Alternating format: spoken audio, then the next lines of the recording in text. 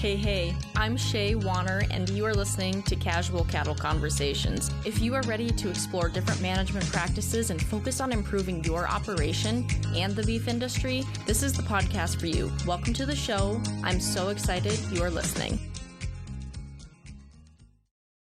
Attention ranchers, transform your land, livestock, and livelihood with Noble Research's regenerative management courses. Learn from their expert advisors and unlock proven strategies to enhance soil health, improve forage quality, reduce operation costs, and increase profitability. Through hands-on workshops, you'll gain skills to build a resilient and thriving ranch for generations to come. Space is limited. Visit noble.org today to explore their regenerative management courses and enroll. Invest today in your land, livestock, and livelihood. That link is also in the show notes. Alrighty, folks, thank you for tuning in to another episode today. Today we are going to be visiting with Kevin Lynch, and he's going to be talking about his experiences with grazing multiple species at one time on his operation. He has a lot of experience with a lot of different species. He's very passionate about soil health and grazing and is really a great resource to learn about what it takes to get started, as well as just the benefits in general from deciding to raise multiple species and how to properly graze them, and what challenges come from the beginning stages of implementing this. So with that, before we dive into the episode, I do want to remind you that if you are looking for a speaker for your next event in 2024 or even into 2025, I am booking those opportunities now, whether that is a keynote, a panel, or a workshop. I love to do all three. I'm even open to doing Zoom events as well. But with that, let's visit with Kevin. Well, Kevin, I really appreciate you taking time out of your day to join me for a conversation today about interspecies grazing and talk a little bit about how producers are implementing that onto their operations and what the benefits of that are. But before we dive into that topic itself, I'd like to learn a little bit more about you. So if you wouldn't mind sharing with those listening and myself, what is your background in agriculture and what are you doing today? Okay, my name's Kevin Lynch. I work at the Noble Research Institution in Ardmore, Oklahoma. My duties here, I work in the research service department. We do all the forage sampling, soil sampling for our research. We do plant identification. We do monitoring soil, different soil types, different range ecology stuff too here. I've been here for 17 years. Outstanding place to work. I help on the ranches with the small ruminants. We run sheep and goats here on the ranches here at Noble Foundation. Started that 3 years ago and stuff. And as far as my background education, I graduated from Oklahoma State University with an ag ed degree and a minor in animal science. I have been raising small ruminants for 40 years. I started when I was 10 years old as a FFA, 4-H and FFA project. Really, it was 4-H since I was 10. And then I just had a passion for it. My grandpa was a small ruminants producer, run cattle too, order buyer, also for cattle and sheep and goats. Then it stuck with me. I have a passion for ag. I worked with exotic animals for 5 years. I thought that was being interesting. I had an opportunity, and I did do that for 5 years. I was animal manager at Arbuckle Wilderness Animal Park in Davis, Oklahoma. But I have always run cattle, sheep, and goats. I'm a little different than most people. I will try new things. I raise exotic animals. I raised buck and bulls for 4 years. Dabbled with that for a while.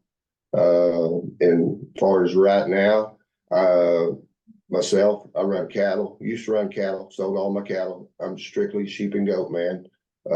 My boy started raising bison, and now I'm helping him with his bison herd. We run called cross timber bison.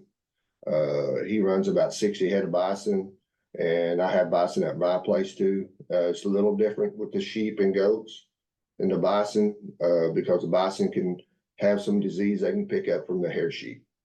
Now the wool sheep are fine, and goats most of the time are fine with the bison. but this little sticky situation there. But it's been interesting. I'm definitely a grazer type of person. I like for animals to produce on their forage. What draws you to the grazing side of it? You mentioned that you've always from what you just said, you've always been really passionate about raising animals, trying new things, but very much a theme of grazing animals in there. So what has drawn you to the grazing side of it, especially if you've had a career with Noble for 17 years? That's a long time.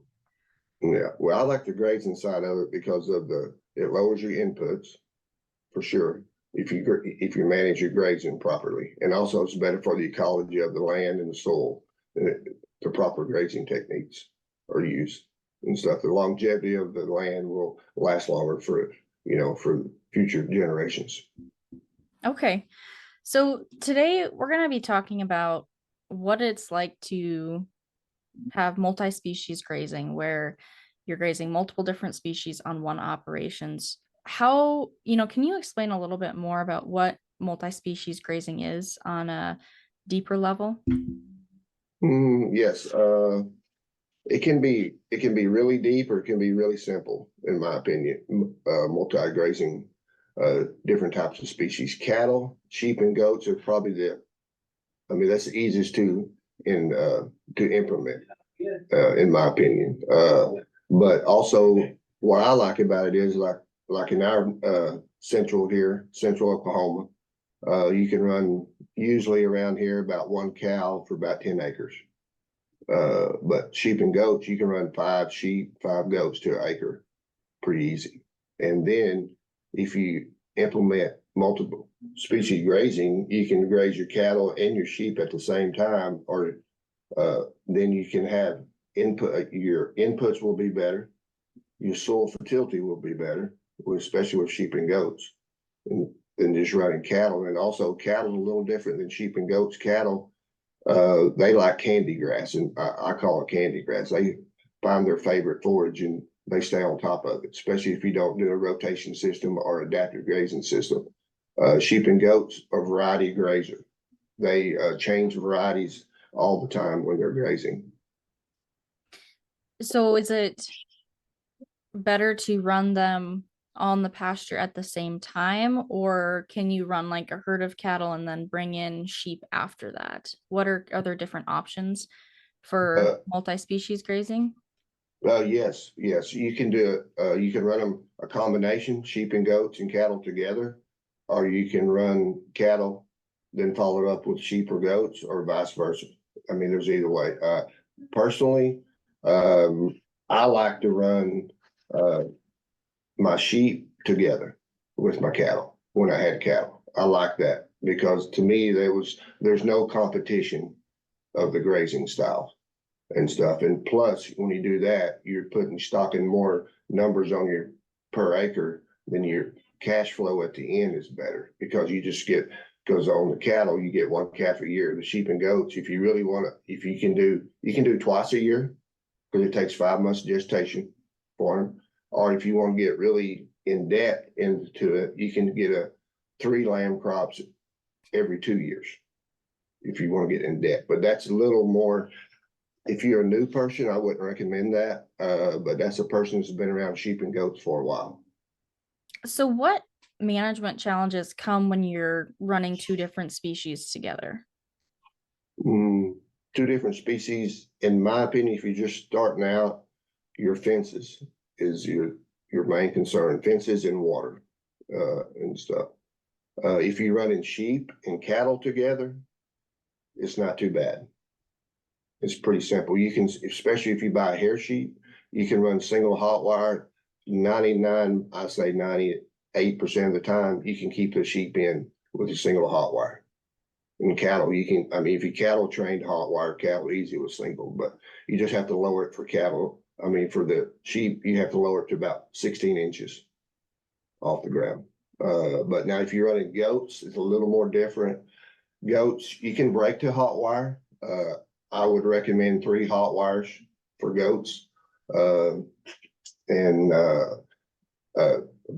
the goats are just a little different creature, but they have a really I mean, they bring a good side to the grazing component, because if you have woody species, goats like woody species, they will, the dormant season, they will go back to eating grass during the dormant season. But in the spring, all summer, woody, if you have a lot of encroachment of woods, woody species, goats would be a good option. So you mentioned goats would be a good option for woody species, especially during the growing season. But you like sheep with cattle because there can be less competition otherwise. How do producers determine which species is best for them? Or maybe a better way to think about that is, what are the goals of producers who are grazing multiple species? Why are people deciding to put multiple species together for their grazing strategies? I mean, I would say most of the people in our neck of the woods went to multi-species grazing systems because of it also diversifies their income. And also they're really concerned about the land and the soil and the forage. And I mean, that's my personal opinion of it. Because right now there's a big passion for to try to save our rangelands, improve our forage and stuff, because the sheep and goats will give you another enterprise. They will cost you a little money up front, especially on your fences and your waters.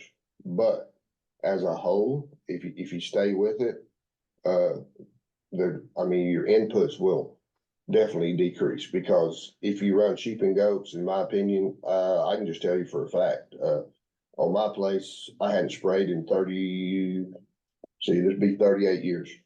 I haven't sprayed, and I run sheep and goats. Wow. And that's, I mean, yes, I may have to spray like a Russian thistle every once in a while, like spot spray. I mean, that's a different story. I mean, they will eat them, but they won't just eradicate them, But as far as anything else, I mean, I still have wildflowers in the spring come up, even running sheep and goats every year. My weed suppression is way low because the sheep and goats will eat weeds. And at different stages, when they first come up, they'll graze them. When they get when they get about 12 to 14 inches tall, and they're grazing something else, and then they'll come back to it. And just because of the way the plant's made up and stuff. But but you can definitely lower your inputs with sheep and goats in the long haul. So you mentioned earlier that was it your bison and certain breeds of sheep, there can be disease or animal health concerns that you need to be aware of. Is that the same when you're mixing beef cattle with other livestock species? You talking about sheep and goats? Yeah, are there any animal health concerns that producers need to be aware of when mixing species? No, ma'am, not that I'm aware of, in my lifetime. The only one you have a problem with is bison and hair sheep. Okay. Grazing together, yes. That is correct. So is this multi-species grazing something that you've seen being effective across multiple climates, or is it better in certain areas of the United States? My listeners come from all 50 states and a few other countries. So I guess what's the research shown on how effective that can be? I've seen a little bit of research done on it in different climates, but I would recommend if you're in a really wet climate, I would recommend there's also species of sheep or goats that work better in that area. And that's one thing you should do if you're thinking about switching over to sheep and goats, is you need to do some homework, some background. I would recommend you need to contact somebody, or there's some places you can look up. But on the sheep and goat side, as far as the climate, man, I'm telling you, a sheep and goat can survive in the desert, the wet areas, especially the hair sheep. The hair sheep are really good. Now, wool sheep, there's nothing wrong with the wool sheep, but they're a little more labor intensive. You do have to shear them, but they are a little more touchy to the climate than the hair sheep. The hair sheep can range from all the way from really wet, arid countries and survive here in central Oklahoma. just fine. Even in Nebraska, I mean, there's a lot of sheep in Nebraska. A lot of people don't think there is, but there is. So what about the mineral component for producers who are putting mineral or supplements out for their cattle, Mhm. where you have different species who maybe shouldn't be having those same minerals? How do you manage Yes. that? Okay. As far as cattle, if you run hair sheep in cattle, you probably won't have any problem. Hair sheep can take copper, and goats and can take more copper than wool sheep. Now, if you run wool sheep, you have to watch the mineral intake because wool sheep cannot take copper. It will shut down their liver and stuff. Now, as far as the goats and the hair sheep, I mean, they're fine with the cattle mineral. I wouldn't just say don't buy any sheep and goat mineral, but once again, I'm gonna go back to say if you're grazing properly, in my opinion, and what I have seen over the years, if you have a proper grazing management system, yes, you have to supplement sometimes, like on the sheep and goats. I would recommend supplement during breeding season, then about middle gestation, with with some added mineral. But if you're grazing properly, your forage will have all the mineral they need. Is that going to be true though for people who are just starting with this and still trying to kind of improve their soil health and forage quality? Well, I mean, it won't be when they first started. Yes, they still have to have some mineral, but when you first started implementing multi-species, you'd be surprised how much your forage quality will increase. I mean, it will definitely increase because I will recommend I'm like where we live. I have native grasses mainly. I'm a native grass guy. I mean, yes, there is monoculture, like Bermuda grass and different stuff, coastal and stuff. But sheep can survive off that, and goats can survive off monoculture. But if you graze properly, you'll be surprised once you stop spraying your monocultures. The forage will start coming up, and your sheep and goats can graze it, and they'll gain off that just like they do grass. I mean, the same principle. They're a little different. Some cattle can gain off forage, but sheep and goats will gain off forage just like they do grass. The Red Angus breed continues to grow in numbers and influence. Why? It's because of the quality cattle and the hardworking folks who produce them. Red Angus females are known as the beef industry's most favored female and have dominated the market for more than a decade. According to Superior Livestock data, Red Angus heifers command a $92 premium per head compared to all other breeds. The longevity, efficiency, and calm disposition of Red Angus females make them the ideal cow for today's producer. To explore opportunities through the Red Angus breed, visit redangus.org. So you mentioned that this is kind of a long game in the term of like your ROI. How long is it before producers can start seeing differences and changes, whether that's in forage quality or soil health in general? Like when can people start noticing some of those changes? Well, your soil health, it will take longer for sure. And because you can do a soil test, uh, and I recommend do the Haney test if you're going to do a soil test. Do the Haney test because that test breaks it all down. It breaks it down really well. Uh, and also it does carbon too. There does microbes because you need all that in your soil. I would say for far as the soil, it's going to take a while. I can't really tell you that. I mean, how many years for sure because set in stone. Because we're doing research here at work for that right now. We are. Now the forage on the far as the forage side of it, you should be able to tell the difference when you're running sheep and goats in with another multi-species like cattle or something like that, or you can run them with horses. I mean, you can. You horses just got to get used to it. I mean, used to your sheep and goats. Same way the cattle. The cattle never been around long. You need to introduce them slowly and stuff. But I'd say on the forage, I can see on the places that we have started our new places. I'd say in forage in 2 years, I can see the difference in forage. Okay. in visual see it. And I mean, which I know, different types of plants. I have to do that, identify plants, but I mean, you can really see the difference. So for producers who are considering this, what Mhm. questions do they need to be asking themselves to make sure that this is the right thing to implement with their grazing plan? Okay.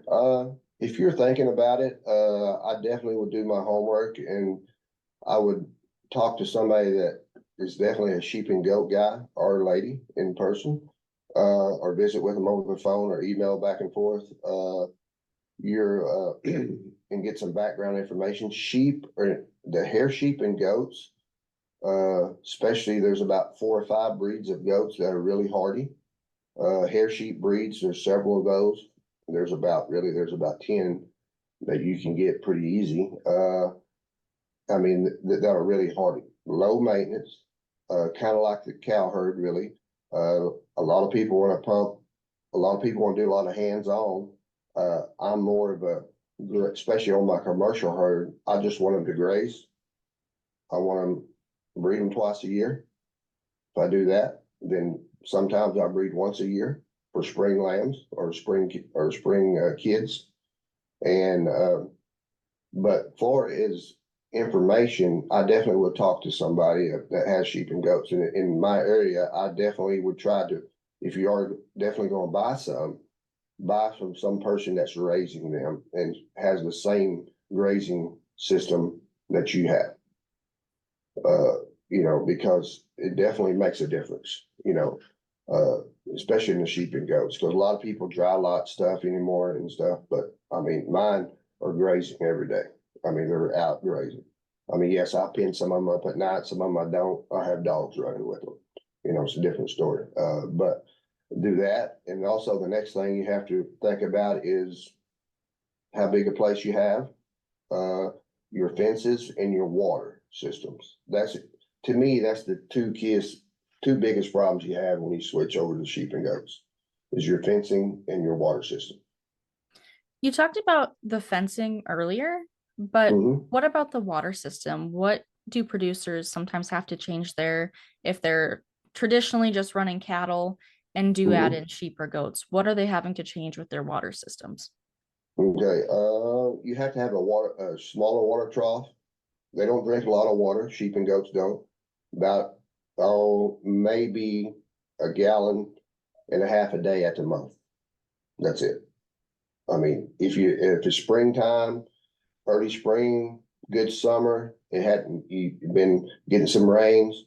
I mean, it's pretty simple. You just need a lower trough.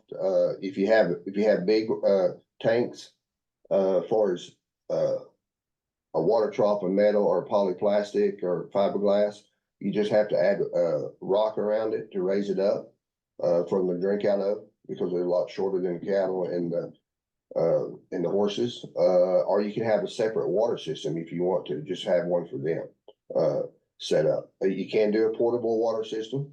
It's not that. I mean, really, you can do that pretty easy. If you run, say you're running 40 head of nannies and 40 head of ewes together with your cattle. You can water them out of a Rubbermaid water trough and a gravity flow, Mhm. no problem. I mean, especially if you put a little fence around it or put a creep gate on it in front and keep the cattle out of it. I mean, you can do it pretty simple. All right. Kevin, do you have any resources that you'd like to share if people want to learn more about this after they're done listening today?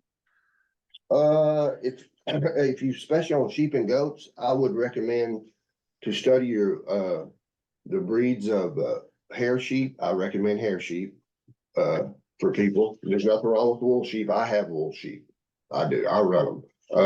But they're a little more time consuming and higher maintenance. I would say learn the breeds of sheep that work in your area. The best breeds as far as, I mean, there's certain breeds for milking. There's breeds for carcass, same way that the goats. And really in the goats, I recommend Spanish, On the goat side, I recommend Spanish, Kinko, Savannah, Texas Master. The spotted boar is not bad for an outcross. It's not bad at all. But that's the goats that I would recommend for somebody on a grazing system, especially if they have a pretty big operation. Now, if it's small acreage, I mean, you can run about anything as far as goat wise. I kind of stay away from the straight boar goats, the 100% boar goats, because there's nothing wrong with the boar goats. I mean, don't get me wrong, but we have weakened their ability since they've been introduced to Oklahoma in the United States. Because we are starting to dry a lot of them. Everybody's showing them now, and they took all that vigor out of them and stuff. But there's other species now. As far as the hair sheep, there's whites, there's cantatas, dorpers, there's St. Croix. There's several. Black belly Barbados been around for a long time. It's not the best meat. It's not the best carcass or meat sheep that are out there, but you can cross them with a white or a dorper, and it really makes a really good carcass lamb and stuff. But I just was studying my breeds. Then there's a couple of Goat Ranchers, a really good magazine. I would recommend, you can pull that up on your computer and look at it and stuff. Then Premier Livestock Company they carry a lot of sheep and goat stuff, supplies, knickknacks, stuff that you need to use on your operation.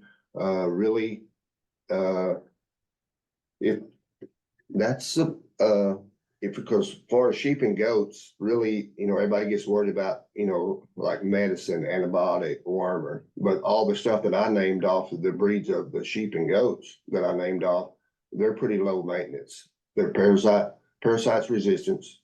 The goats are, and the sheep are. And if you have a good grazing system, you run them properly, sometimes you get by without worming them at all, sometimes maybe once a year. And some people just try, and there is some people that are breeding sheep and goats, they don't worm at all. That's just their criteria. If something happens, they'll they'll ship them, and they'll just keep breeding and stuff because they want, low maintenance sheep and goats. But there's several ranches that you can buy from sheep and goats, but I would recommend to buy off of somebody that has a business. Just don't buy it. Don't go to the sale barn and buy sheep and goats for your place. All right. Well, Kevin, I will share the link to Noble in the show notes, and I really appreciate you taking time and sharing your knowledge and personal experiences with my listeners today. Okay. Thank you. Anything else? No, that's it. Unless you feel like there's something else we missed or that's important to talk about, but we talked about. No, I just would say if you really want to try, if you're a cattleman and you really are, or lady, you really want to try sheep and goats or small ruminants, I would say try it. It's really beneficial to you. It's beneficial to your ranch. They have lots of pluses. Yes, they have some minuses. But the market is still good. And now it's not good as cattle business right now, by no means. But it's still good. The inputs are really considerably low on them, especially if you already have cattle. You can run them together. And you can definitely have another enterprise. And if you want to think outside the box, there's lots of other things you can do too. With your sheep and goats. It's definitely worth, there's definitely an avenue there for people to have another income and another enterprise to make you money to offset your ranch and also to help you out, in the long run. All right. Well, I appreciate those final remarks, and you have a good rest of your day. All right, you too. Thank you. Alrighty, folks. If you want more information about the Noble Research Institute, about grazing multiple different species, that link is down in my show notes, as well as a few other great resources for you all. Thank you again to our sponsors for bringing this episode to us. Their information is also in the show notes. With that, remember to keep an open mind and be curious about how you can improve your operation. And have a great day. Happy ranching, folks.